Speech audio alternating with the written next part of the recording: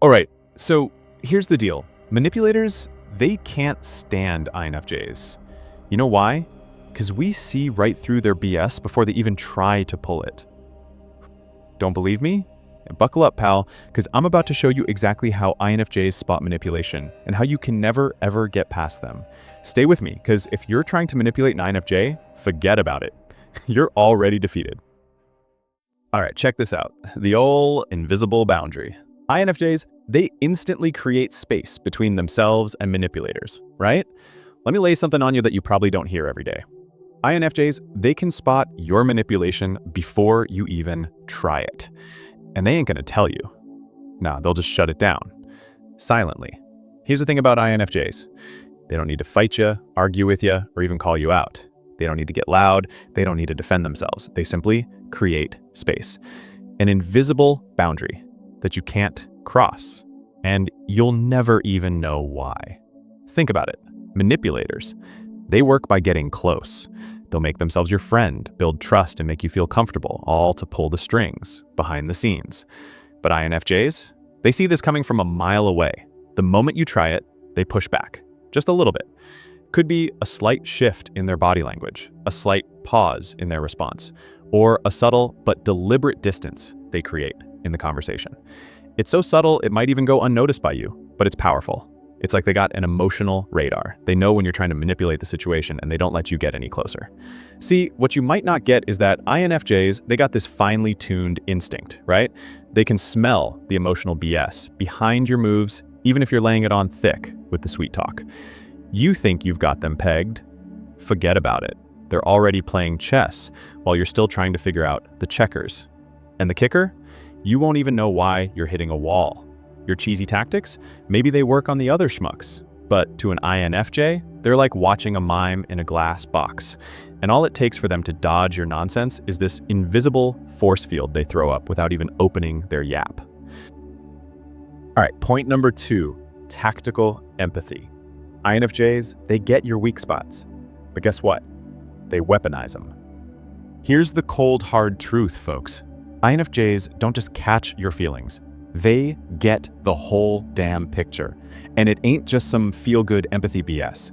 Nah, INFJs got this tactical empathy thing going on, so sharp it's practically a freaking superpower, you know? They ain't just hearing your words, they're reading your emotional mood swings like the freaking stock market ticker. They hear what you ain't saying, they feel what you ain't telling, and they know your Achilles heel before you even realize you're flashing it. Think you can play them like a fiddle with your sob stories? Forget about it.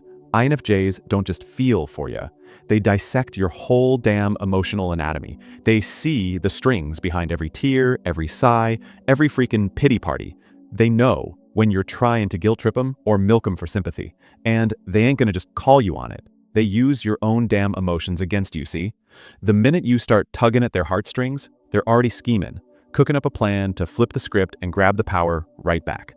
Imagine you're trying to manipulate an INFJ with your sad story, hoping for some compassion. You think you've got them wrapped around your finger, but the truth is, they've already seen through your tactics. They understand the emotional psychology behind your story, and while they'll still be compassionate, they're also calculating. They'll use your weaknesses as leverage to protect themselves from the emotional overload you're trying to bring them. They know exactly where to draw the line, and they'll use your manipulation to guide you back to reality. That's right. INFJs don't just absorb your emotions, they twist them around and play them back at you, showing you how your own manipulative tactics are working against you. And that's what makes their empathy so dangerous. They understand your emotional games better than you do, and they'll use them strategically without you even realizing. All right, point number 3, the reversal strategy. INFJs push manipulators to expose themselves. Here's a secret INFJs don't tell you. They've already planned your downfall before you even start trying to manipulate them. How? With the reversal strategy. They don't need to confront your manipulation head-on because they know how to turn the tables and watch you self-destruct. While you're plotting your next move, INFJs are already thinking 2-3 steps ahead. They'll let you dig your own hole. They'll give you just enough space to hang yourself. Let me put it this way. Manipulation is a game, and INFJs are experts at playing it. But they don't play by your rules. When you try to pull the strings, they don't get defensive or lash out. INFJs create confusion, and they do it deliberately. Instead of engaging in your manipulation, they'll quietly mirror your behavior back to you, throwing your tactics right in your face. They don't need to scream at you to make you feel guilty. No, they'll use a calm, strategic observation that leaves you wondering, did I just do that? You want to try and manipulate an INFJ? Great. Keep talking. They'll let you expose your intentions. The more you talk, the more your true nature comes out. INFJs don't need to argue. They'll simply highlight your contradictions, reflect your emotional games, and create doubt in your mind. That's how they make you play right into their hands. You think you're in control? Nah. INFJs are already flipping the script, forcing you to expose your own insecurities without you even realizing it. Here's the cold truth.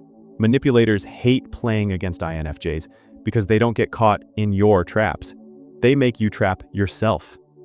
And when it's all over, you're left standing there with no clue how you ended up getting called out. All right, point number 4, the psychological mirror. INFJs see through your manipulative tactics. Here's a cold, hard truth that might sting a bit. INFJs are like mirrors, but not the kind you're used to looking into. They reflect not just your image, but your true intentions.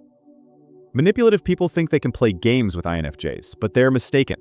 INFJs have this incredible ability to see straight through your facade. They don't just listen to your words, they read between the lines, feel the energy behind your actions, and catch every inconsistency in your behavior. They know exactly when you're trying to manipulate the situation, even if you're hiding behind a smile. Here's the thing, manipulation is usually built on deception. It's about making you believe something isn't true, pulling the wool over your eyes, and hiding behind lies. But INFJs don't just see what you're saying, they see how you're saying it, why you're saying it, and what you're really trying to hide. The problem for manipulators? INFJs don't get fooled. While you're busy crafting your perfect narrative, INFJs are already seeing through your act. They're like a psychological X-ray machine, able to penetrate that carefully constructed illusion. Now here's the kicker. INFJs don't need to expose you. They let you do it yourself. They reflect back what you're showing them, making you look into the mirror and realize you're not fooling anyone. It's like they're holding up a psychological mirror to your soul, forcing you to face the truth you're trying to hide. When you try to manipulate, they'll subtly mirror your own behavior back at you, letting you see how ugly your tactics are without them having to lift a finger. The more you try to hide your true intentions, the more clearly they see you. You think you're in control? You're not. INFJs use your own tactics against you, and they don't need to raise their voice to do it. They simply mirror your energy, making you question yourself. In the end, you're exposed, and INFJs are standing there, silently watching as the manipulation falls apart. All right, point number 5. The cognitive dissonance trap. INFJs plant doubts in your mind. Let's be real here. Manipulators hate confusion. They thrive on certainty. They need you to buy their story and accept their narrative without question. But guess what? INFJs don't play that game. They don't give you answers. They plant seeds of doubt in your mind that make your world fall apart. You think you can manipulate an INFJ by feeding them a half-truth or a distorted version of reality? They'll let you talk. They'll nod along, but they're already setting the trap. INFJs don't react with immediate emotion, they don't get defensive, and they certainly don't fall for your tactics right away. Instead, they drop a tiny bomb of doubt, a question that doesn't seem important at first, but makes you rethink everything. For example, let's say you try to use guilt tripping on an INFJ, acting like you're the victim in a situation. An INFJ won't immediately argue or defend themselves. They won't even acknowledge your manipulation. Instead, they'll ask you something like, "Why do you feel responsible for that?" Or, "Have you considered the other person's perspective?" Now, that's not confrontational, it's subtle, but it's a direct hit to your manipulative tactics. And here's the kicker. The moment they make you question your own actions, the game is over. They don't need to convince you of anything. They just make you doubt yourself. This is the essence of cognitive dissonance. When you feel the tension between the lies you've been telling and the sudden realization that INFJs know better, it creates a psychological clash inside you. Your beliefs and your actions don't match anymore, and suddenly you're unstable. The INFJ doesn't need to argue. They let you unravel yourself. They use your own contradictions to show you how weak your manipulation really is. And you, the manipulator, won't even realize what hit you. All you'll know is that your grip on reality starts to slip, and you're left trying to fix the mess you created. All right, point number 6, the empathetic detachment habit. INFJs can care, but stay detached. Let me break it to you bluntly. INFJs don't fall for your emotional manipulation because they've mastered emotional detachment. This isn't some cold robotic thing. It's a strategic, emotional survival mechanism. They care deeply, but they don't get pulled into your emotional web. You know, the kind of manipulative person who tries to emotionally guilt trip you? Or the one who tries to force their agenda with a well-placed sob story? You've seen it 1,000 times, and here's the truth. INFJs won't bite. They see your emotions, but they don't absorb them. It's not that INFJs don't feel what you're going through. In fact, they probably feel too much, but this is where the magic happens. Instead of letting that emotional flood take them under, they've learned to regulate it. They're the ones who can hear your manipulative speech, sense the victim card you're playing, and feel your hidden motives, and still stay calm. While you're trying to push their buttons, they're simply observing. Here's the kicker. INFJs care in ways you can't even imagine, but they've developed an emotional boundary that keeps them from getting consumed by the chaos you're trying to create. It's like watching someone walk through a fire and not getting burned. They know how to maintain their inner peace, even when others are trying to disrupt it. Let me be clear, this detachment isn't apathy. It's emotional intelligence at its finest. INFJs have learned the hard way that they can't fix everyone's emotional mess. They've seen how emotional manipulation can suck them dry, and they refuse to let it happen again.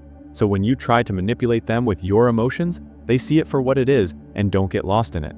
You're left there wondering why your emotional play isn't working, and INFJs are still walking their path, unshaken and unbothered. All right, point number 7, the silent response. INFJs leave manipulators hanging. Here's the INFJ superpower you probably didn't expect: silence. Manipulators hate INFJs because they never give a reaction when they're being manipulated. You try to gaslight them, they stay silent. You try to guilt trip them, they don't respond. That silence, it's the most powerful weapon they have. Silence is not weakness, it's the INFJ's strategic move to make you uncomfortable, to force you to reveal your true intentions. INFJs aren't chasing drama. They don't need to argue with you or confront you. Their silence does the talking, and it leaves you wondering, why isn't this working? You thought you could manipulate an INFJ. Think again. They're not reacting to your games. They're already one step ahead. They read your moves before you even make them, and they've already turned your tactics against you. So the next time you find yourself in a room with an INFJ, think twice before trying to manipulate them. You're not dealing with a victim, you're dealing with a strategic genius who's playing the game on a different level. So take this challenge. If you want to manipulate anyone, try it on someone else. But if you want to win, try being honest, because the INFJ already knows the truth. The game is over before you even start.